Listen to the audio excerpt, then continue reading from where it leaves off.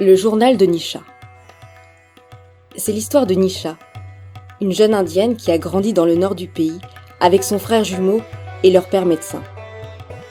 Son frère Amil, beaucoup plus agité et turbulent que Nisha, aime beaucoup le dessin, mais cette passion n'est pas comprise par son père.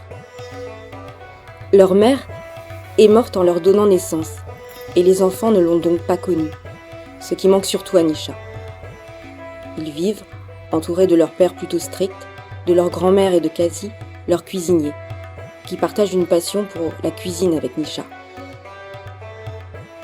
Pour ses 12 ans, elle reçoit un journal intime et décide d'y écrire son quotidien en tenant une correspondance fictive avec sa mère.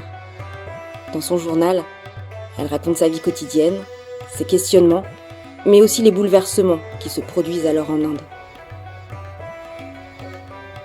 En effet, depuis peu, on parle de l'indépendance du pays et de la fin de la domination britannique sur l'Inde. Mais on entend aussi dire que musulmans et hindous ne pourront plus coexister.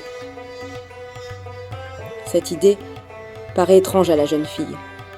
Son père et sa grand-mère sont hindous, sa mère et Kasi sont musulmans, et elle n'a jamais trouvé que leurs deux religions entraient en conflit dans sa vie.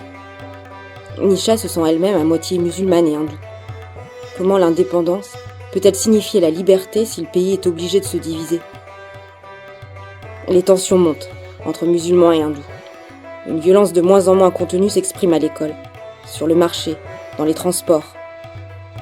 Un jour, il leur faut partir, s'exiler dans la partie hindoue de l'Inde et tout quitter. Mais sur la route, la confusion règne. N'hésitez pas à dévorer ce livre. C'est une histoire très forte, pleine de rebondissements, et on s'attache beaucoup aux personnages, particulièrement à Nisha et à sa famille.